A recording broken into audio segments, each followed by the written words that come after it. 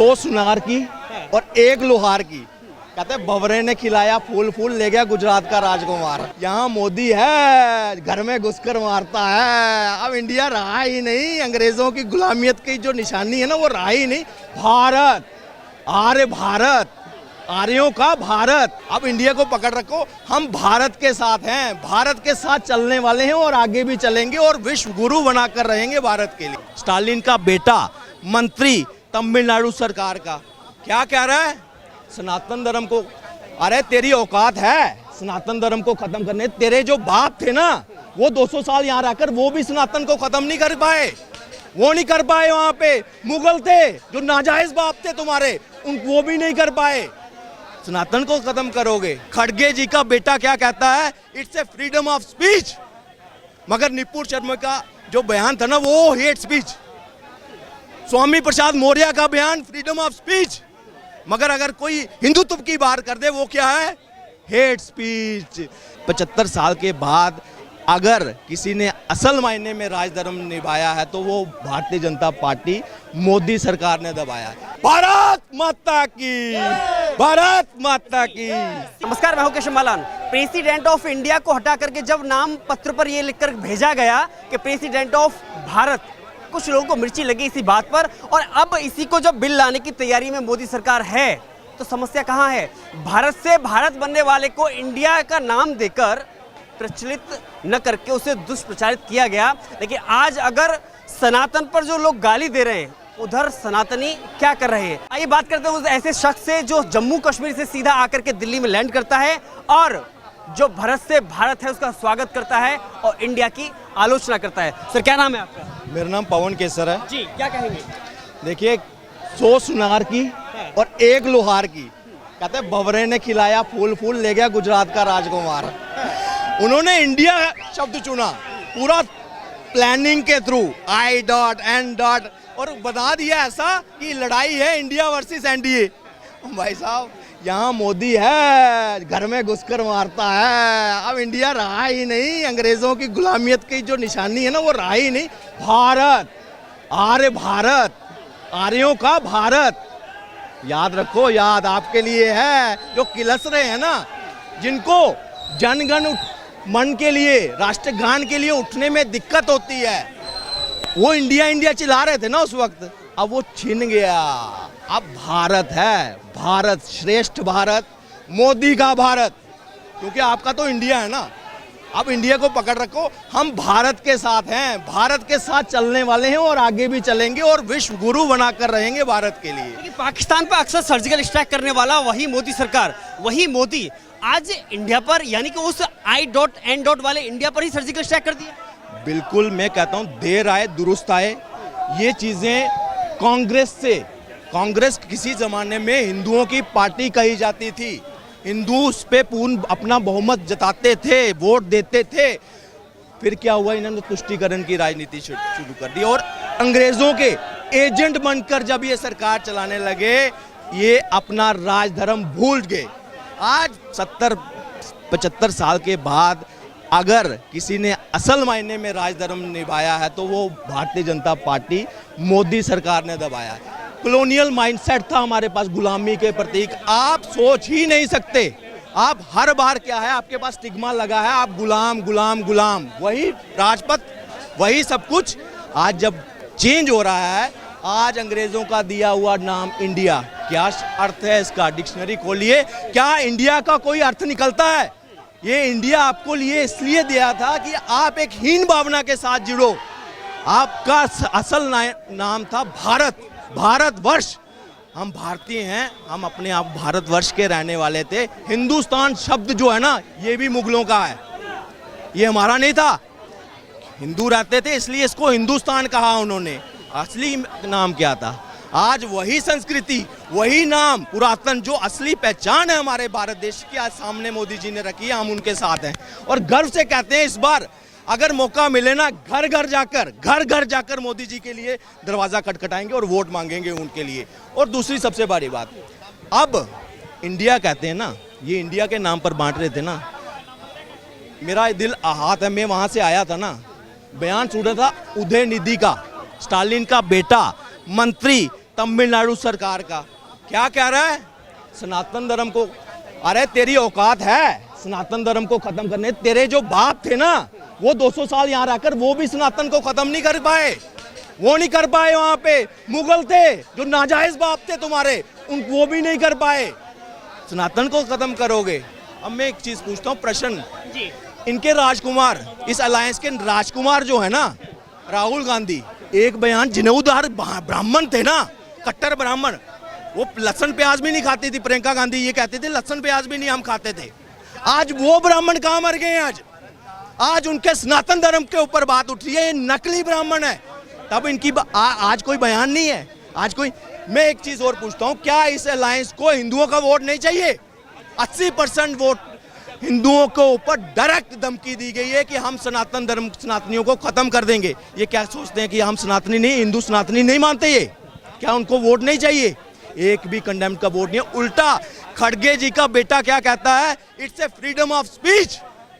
मगर निपुण शर्मा का जो बयान था ना, वो हेट स्पीच। स्वामी प्रसाद मौर्य का बयान फ्रीडम ऑफ स्पीच।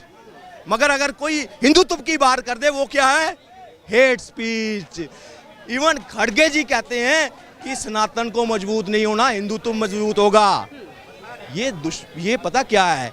ये नफरत है, और ये आज से नहीं है, ये आज से नहीं है।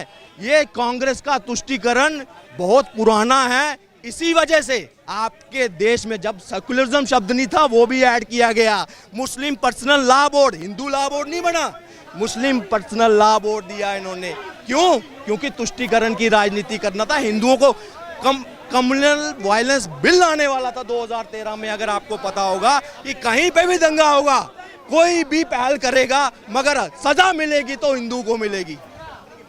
ये हमारी किस्मत अच्छी थी, मोदी जी की वापसी हुई, उसमें वापस आए वो 2014 में भारतीय जनता पार्टी की सरकार, वो बिल आगे बढ़ नहीं पाया।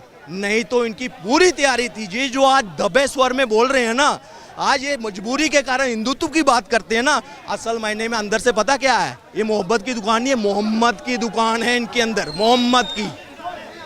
और क्रिश्चियनिटी अगर उसकी बोलूंगा, वो भी दुकान उनकी वही चल रही है, दिल इटली और वहां मोहम्मद। ये है इनकी असलियत।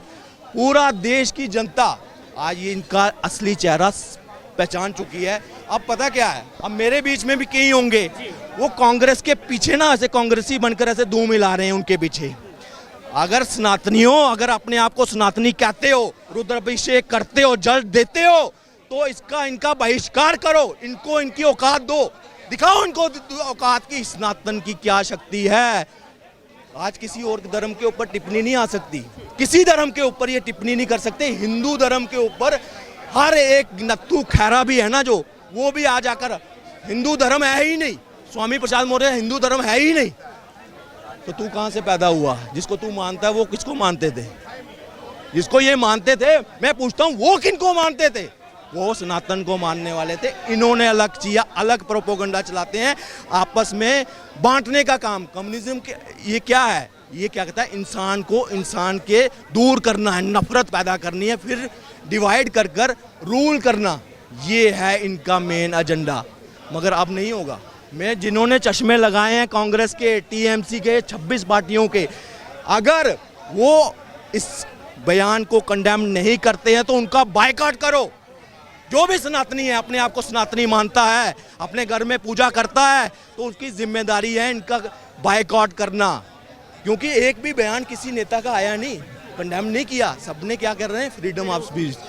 ये नहीं चलेगा। अब हमें अपना शक्ति प्रदर्शन करना पड़ेगा।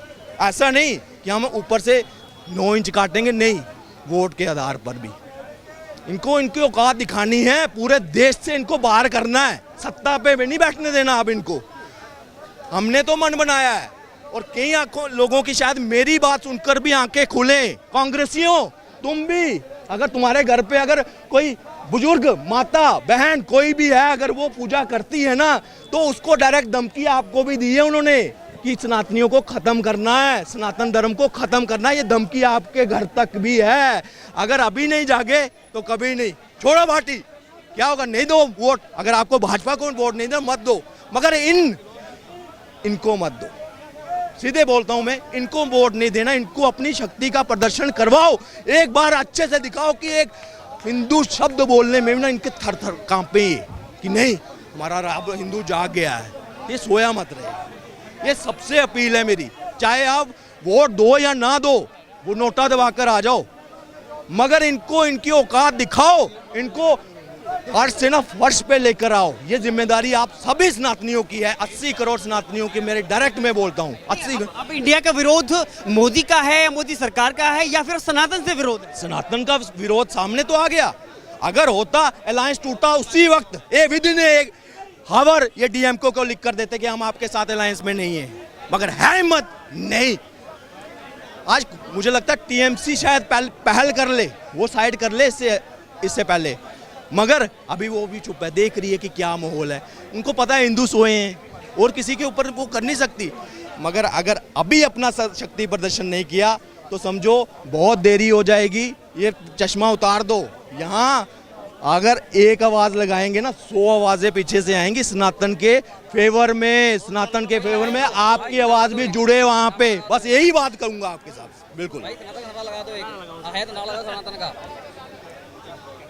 जय श्री राम, जय करा वीर बजरंगी, भारत माता की, भारत माता की। इसी भारत से अब दिक्कत है, और जयराम रमेश को दिक्कत है उस इंडिया से नहीं बल्कि उस भारत से जो नाम आज प्रेसिडेंट ने यूज किया।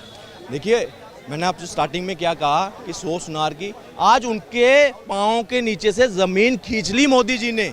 चाहे वो जयराम रमेश जी जो भी है, अपनी जो प्लान बनाकर रखा था ना, इंडिया का स्लोगन हम ये लिखेंगे, इंडिया वर्सेस एनडीए लिखेंगे, वो सब दरा का दरा रह गया। यहाँ बाजी मार गए मोदी जी, यहाँ बाजी मार गए सरकार, और इनको अकेला छोड़ दिया। इवन की कई पैम्फलेट्स इन्होंने छपा लिए होंगे। आज उसको लगता है कि सर्दियों में इनको ना अब हाथ सेकने के काम आएंगे वो पैम्फलेट, वो पोस्टर जो है ना हाथ सेकने के काम आने वाले हैं, इनके किसी काम नहीं आएंगे, क्योंकि अब देश जो है ना भारत के साथ है, भारत अपना भारत।